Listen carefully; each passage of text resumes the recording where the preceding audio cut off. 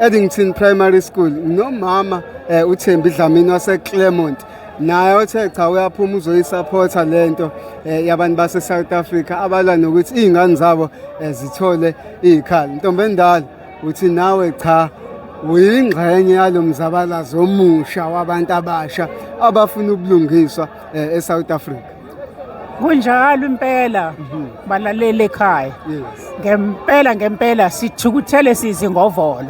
Sibadala sibanga ukuthi kwenzeka kanjani ukuthi ezikoleni zethu ezinje ezila eSouth Africa kusokola izingane zethu zaseSouth Africa ezangaphandle zona ziyithola ikhala. Sizela ukufuna ukuzoyibonela thina ngamehlo ukuthi kwenzeke sizwe kungena la ezindlebeni zethu ukuthi sebephakathi abantwana bethu abazukulu bethu bala eSouth Africa. Ngaze ngamdala sengimi ngeenyawo. Ngikhuluma nani lapha emakhaya 81 years of age. 81 years of age. Oh la. Isho ukuthini lento lena Mama Dlamini ukuthi nala nalwela inkululeko ukuthi izingane zikwazi ukufunda. Ningeve nani lwela nakuphela nilwela nesizukulu esilandelayo. Kodwa namhlanje izingane zenu sekumele zihlale emakhaya ezabo ukufika zithola isikhala. Isiphethe kabuhlungu ngendlela ukuthi asikwazi ngisho ukuyichaza. Sidinga itafula sihlale phansi senabe ukuthi kwenze njani uma sake senze nje namhlanje sekulula nje ukungena phakathi kwethu sidestroyiwe phela manje niyabona nje abantu abami base South Africa destroyed khona isihlafe singene phakathi kwethu asiphume ayivulwe leminyango evaliwe ivalwe le nonsense engasenzeli lutho. Uma ngabe ubuka Ntombendala kungakuba inkinga ilapha yakubaphatha abaholi ekuyibona benza ukuthi izwe ligcine selile into eliyona na kanjani mawukufakela izibuko nje khona ngimdala ngingaka sisukela kudala ngale ko1994 sesiqalile sisebenza siyabona ukuthi sihlava sila kubaphathi kakhulu imali le ongazi ukuthi kwenze njani evele ihambe phambili ezintweni izinto isale zonakale ngemuva makhona imali uvumelekile ungenza noma yini ngoba ukwazile wena ukukhokha hayi bovala leminyango yakhokha kungafanele kwenziwe izinto ngendlela eziyi abantu bangene endaweni abaqualifya kuzona ukungena angangeni ngemali abesedlala ngathi esengaphakathi yena ngoba ukwazi ukuphusha imali phambili. Hayi sithukuthele sizingovolo asiyithandi lento siphatha kabuhlungu. Esinye isikhalo esinaso njenganabahlali base South Africa nikhala ngokuthi laba bokufika ibona abantu abagcine benilethela kakhulu ama drugs izidakamizwa ubona kunentsha nje namhlanje ehlala phansi kwama bridge. Kukuphatha kanjani ukuthi uhulumeni kuncane kwenzayo ukulwisana nabo kufika abavevezela indaba yama drugs?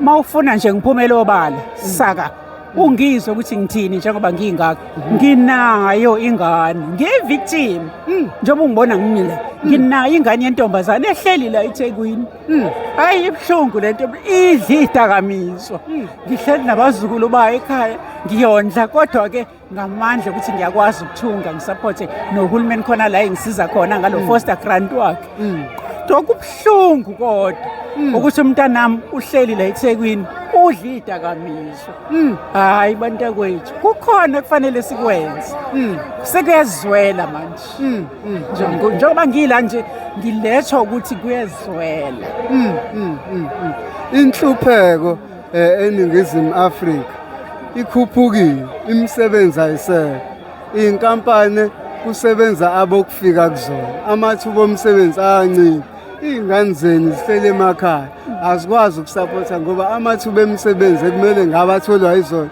athola abokufika abangenawo nawo amaphepha aseSouth Africa. Kuthini ukuphawula kwabo?